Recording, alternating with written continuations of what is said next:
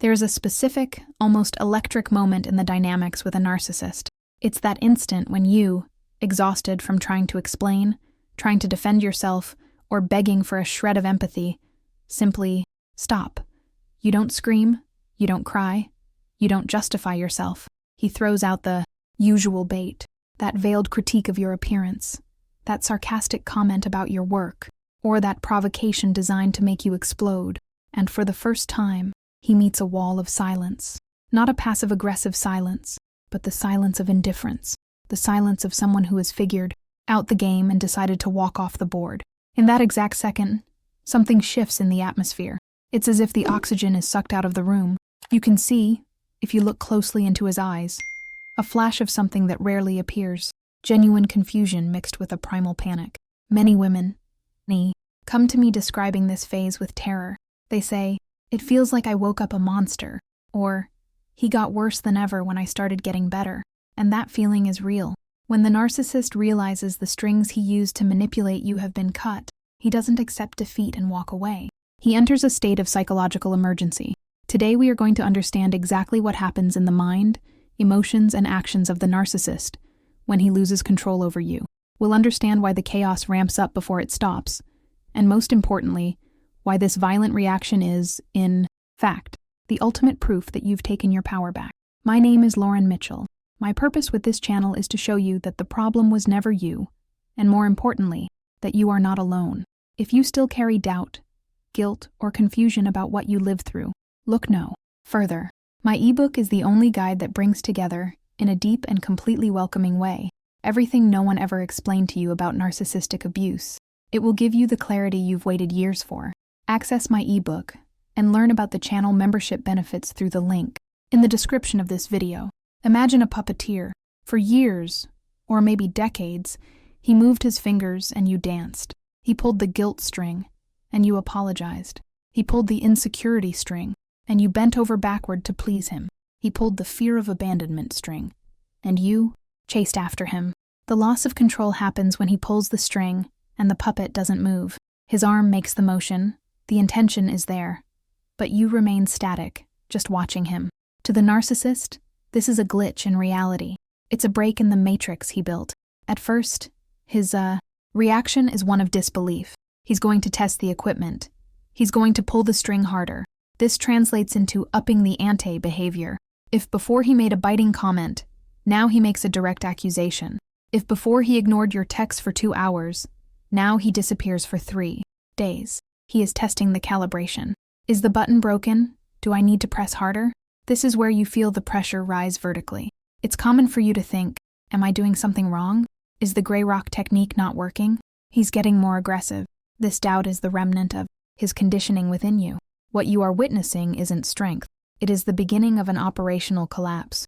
The narcissist operates under the premise that you are an extension of him, an appendage that exists to regulate his emotions. When you don't react, it's as if his hand stopped obeying his brain. It is terrifying for him, and he will do anything to restore order, the order where he is on top and you are on the bottom. Let's dive deeper into the first psychological pillar of this reaction, what we call in behavioral psychology an extinction burst, coupled with i.e. narcissistic injury. When a child throws a tantrum because they want candy and the parents ignore them, the child doesn't stop immediately. They scream louder. They throw themselves on the floor. They kick. The behavior gets drastically worse before it disappears. Emotionally, the narcissist operates in this same developmental register. But there is something darker happening than just a tantrum. To understand his fury, you need to understand the function of control. The narcissist doesn't control you because he loves being the boss. He controls you because he needs your supply to sustain his false self. The false self is an inflated armor that protects an extremely fragile ego filled with shame. You, with your emotional reactions, be it love, adoration, anger, or crying, serve as a mirror that reflects back to him that he exists, that he is important, that he is powerful. When you remove the control, meaning you remove the reaction, the mirror breaks. He stops seeing the grandiose reflection of himself and is forced to look at the inner void. This generates what we call annihilation anxiety. The rage he projects at you in this moment is actually a defense mechanism against the sensation of psychological death. He feels like he is disintegrating. That's why the aggressiveness is so disproportionate. He isn't fighting about the dishes in the sink or what time you got home. He is fighting for the survival of his own fictional identity. He needs to provoke a reaction in you at any cost. A negative reaction serves just as well as a positive one. If he can make you scream, cry, or lose your cool, he won. He proved he still has control over your emotional state. He resuscitated the mirror.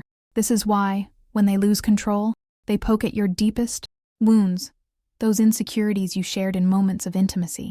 It is a surgical strike to force a reconnection through pain. If the internal panic and direct provocation don't work to bend you, the narcissist moves the battlefield. We enter the second pillar, externalization. His reasoning is logical and Machiavellian. If I can't control her reality, what she thinks and feels, then I will control the reality around her, what others think and feel about her. This is where the preemptive or punitive smear campaign begins. The narcissist knows that if you escaped his control, there is a massive risk that you will tell the truth about who he is. The truth is kryptonite to the narcissist.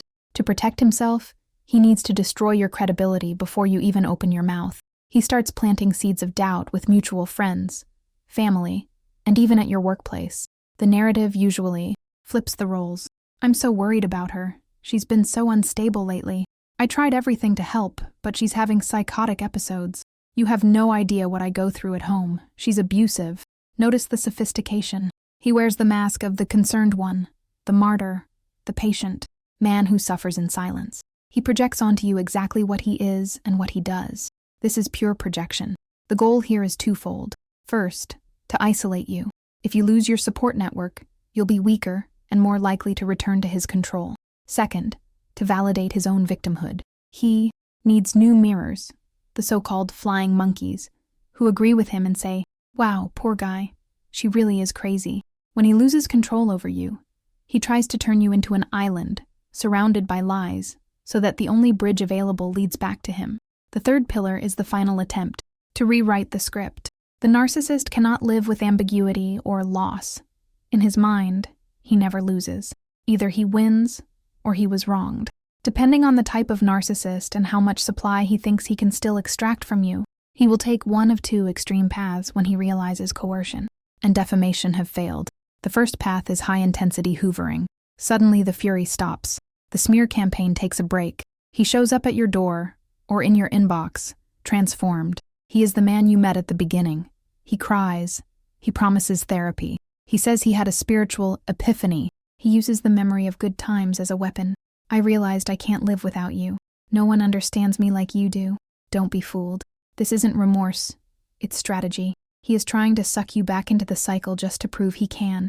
If you give in, the honeymoon phase will last days, maybe hours, before the punishment begins for you having dared to defy him. The second path, if he realizes you are unyielding, is the defensive discard and historical rewriting. He decides that, actually, he was the one who left you. He convinces himself and others that you were never good enough, that you were dead weight. He needs to reconfigure the memory of the relationship so he comes out on top. He will flaunt his new happiness, the new victim, the new supply, rubbing in your face how free he is. This is done to hurt you, to spark jealousy, to make you doubt your decision. Did I lose the love of my life? Look how happy he is with her. Remember, he hasn't changed. He just changed mirrors. The dynamic will be identical. It's only a matter of time.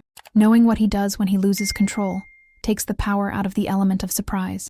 When you see the fury, you don't think, he is strong. You think he is panicking. When you see the defamation, you don't think, everyone hates me.